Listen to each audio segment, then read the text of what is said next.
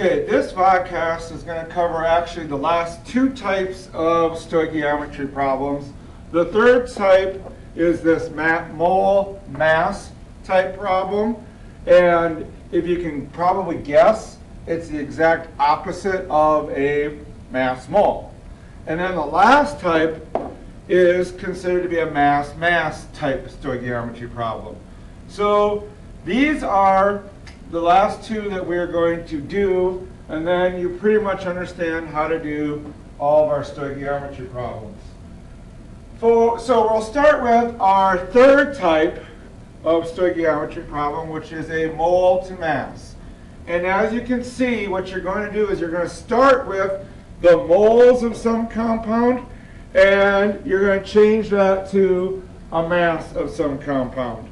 So as you can see here, we're going to take moles of A, and I'm going to change that to moles of B. The way we do this is the exact same way we've been doing it. We are going to multiply the moles of A by the mole ratio. And that mole ratio is going to be from B to A. And then once I get moles of B, I'm going to take the moles of B, and now I'm going to multiply that by the molar mass of that compound B. Okay? So to set this up in a T box then, I will start with my moles of whatever compound A is. I will multiply by my mole ratio of B to A, and then I will multiply by the molar mass. Oops, sorry, I didn't mean to put that line there. I will multiply by the molar mass of B all over 1 mole of that B. Okay? So what we did with a mass to mole is we actually started with this step, and then we did the mole ratio. Okay, now we're doing the mole ratio first, and we're doing the molar mass second. So let's look at a problem. Okay, and I know I had this problem earlier, but we'll just deal with it. What mass of oxygen is produced by the decomposition of 8.5 moles of KClO3? Okay, so I have my decomposition of KClO3. That's going to decompose into KCl plus O2. Balance this out. Okay, that's what it's going to balance out to be. Okay, and if we just stop first and do a thought process, I have to take this 8.5 moles of KClO3, and what I want to do is I want to change that into moles of oxygen. Okay, and then once I have moles of oxygen, I want to change that to grams of oxygen. So that's kind of the thought process I have to go through when I want to find out what mass of oxygen is produced. So starting with this then, in my T box, I'll put 8.5 moles of KClO3. Okay, and then what I'm going to do is multiply by my mole ratio. My mole ratio happens to be 3 to 2. So there will be 3 moles of O2 for every 2 moles of KClO3. And now my moles of KClO3 cancel out, so I get my moles of B, basically. And then what I want to do is multiply by the molar mass of oxygen. O2, oxygen 16 times 2, so that's 32 grams of O2 for every 1 mole. So that's its molar mass. And then I will just go through and do the calculation.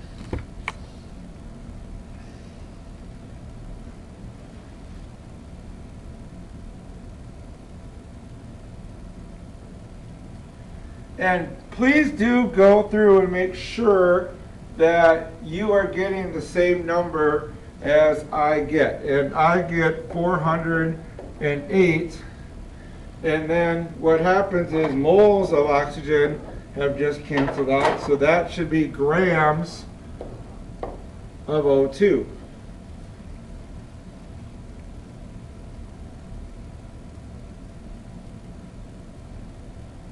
Okay? So a mass to mole problem is, or a mole to mass problem is not that difficult. Okay?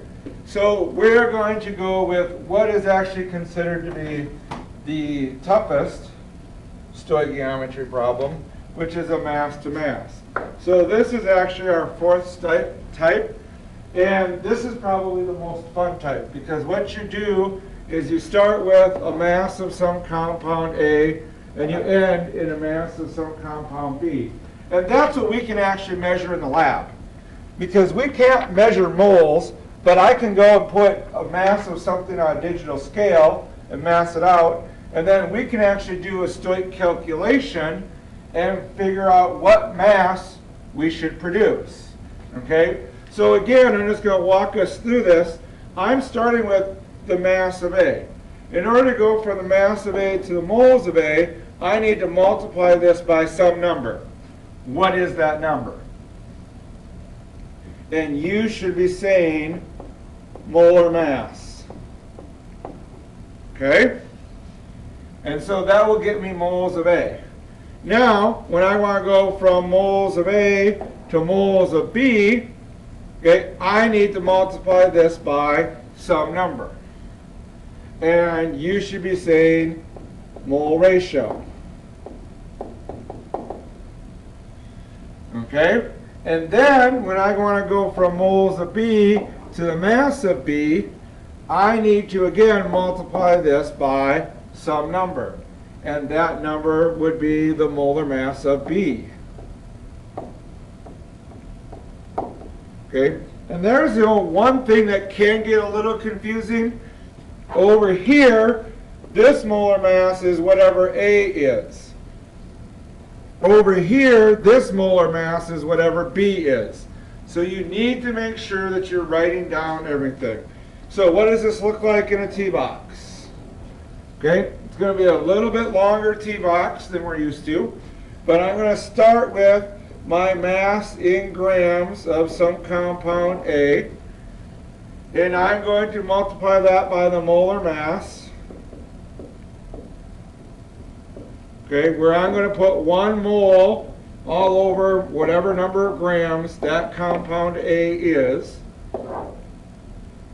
Then I'm going to multiply by the mole ratio, where I'm going to have the moles of compound B over the moles of compound A. And then I'm going to multiply by the molar mass,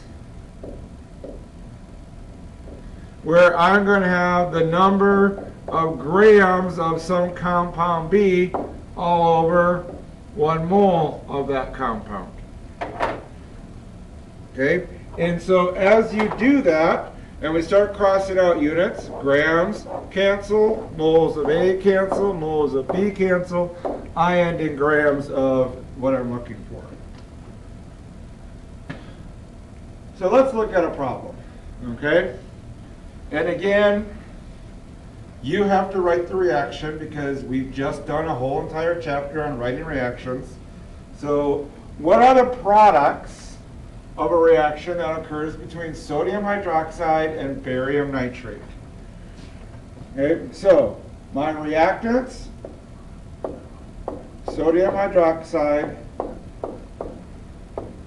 barium nitrate. Oops. I'm going to write out the whole word barium there. Barium nitrate.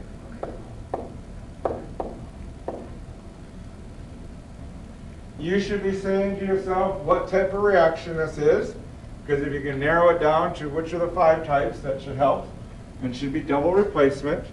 So I'm going to get sodium nitrate, NaNO3, plus barium hydroxide. And you can even ask yourself which is the precipitate if you want. Okay? Now, balancing this, we should always make sure you do that. We need 2 sodiums and 2 sodiums. And I have 2 nitrates and 2 nitrates. And I think we're good. Okay? So that would be balanced. Okay, so in this problem, okay, you're going to start with 2.2 grams of sodium hydroxide, and I want to know how many grams of barium nitrate are needed to completely react. So I want to react completely. So again, this then, when I'm asking for how many grams, okay, that tells you that this is a mass-to-mass problem. Okay, and that's going to be one of the issues as we go forward here. You're going to have to ask yourself, when I mix all these problems up, okay, what have I got here? Do I have a mass-to-mass, mass-to-mole, mole-to-mass? What have I got? And you need to be able to figure it out. Okay, so in this particular problem then, I'm going to start with 2.22 grams of NaOH, and I want to convert that to moles. Okay, and if you need to go back and review, you should have this sheet in front of you, but what I need is to multiply by the molar mass. I want to do this step right here. Okay, so the molar mass of this is 1 mole of NaOH all over 40 grams.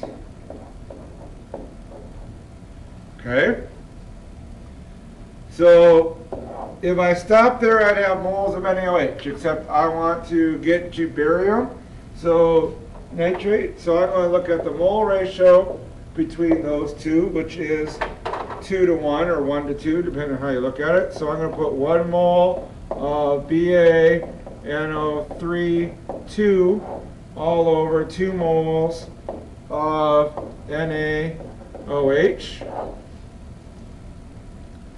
And then I want to figure out the grams of barium nitrate that I'd have. So I'm going to put 261.3 grams of BaNO3 2 all over 1 mole. And now, where did this number come from? Adding up each one of these. Okay, so I didn't just pull that 261 out of thin air. It's the molar mass of barium nitrate. Okay, so you can see once I start doing these, I run out of board space. So then you do the math. I want you to plug these numbers into your calculator and make sure you get the exact same number I get.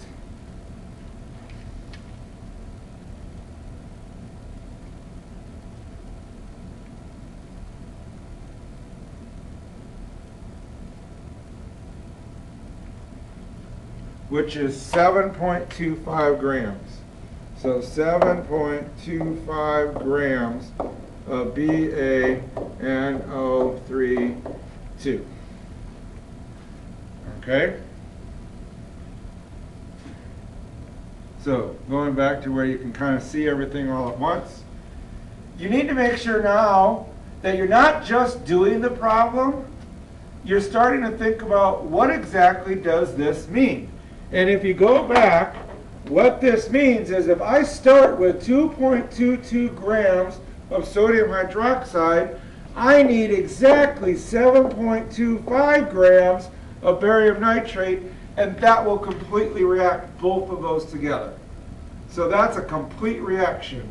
Now, the other thing to look at though, when I start looking at mass, these coefficients, this is a 2 to 1 ratio. That mass is not that 2 to 1 ratio because those coefficients have nothing to do with mass. Now, the great thing about this is I just found out how many grams of barium nitrate I would need. I could also find out how many grams of barium hydroxide are produced. So what we're going to do is we're going to do another quick stoic problem here. And I'm going to say if I have 2.22 grams of sodium hydroxide, okay, how many grams of barium hydroxide are produced? And this is what I've been talking about all along, and the fact that I can actually now predict before I even go to the lab, what products I should get. And this is the really cool part of chemistry. Okay, so this again is a mass-to-mass problem. So I'm going to start with 2.22 grams of NaOH. Okay, and what I want to do is I want to get all the way over to barium hydroxide. So I'm going to multiply this by 1 mole of NaOH all over 40 grams because I need to get this to moles. But then, okay, sorry, I have to go back up here for a second. My mole ratio is now going to be occurring between this sodium hydroxide and that barium hydroxide. So my mole ratio is 2 to 1. Okay? So here I'm going to put 1 mole of barium hydroxide to 2 moles of sodium hydroxide. And this is why you really need to write things out, because I got hydroxides everywhere here. Okay? Then what I need to do is find out what the molar mass is, because I need to do that last step, which is multiply by the molar mass. So the molar mass of barium hydroxide is 171.3 grams of BaOH2 per 1 mole. And again, as I do my canceling, grams cancel, moles cancel, and I'm left with grams of barium hydroxide. Now, do the math.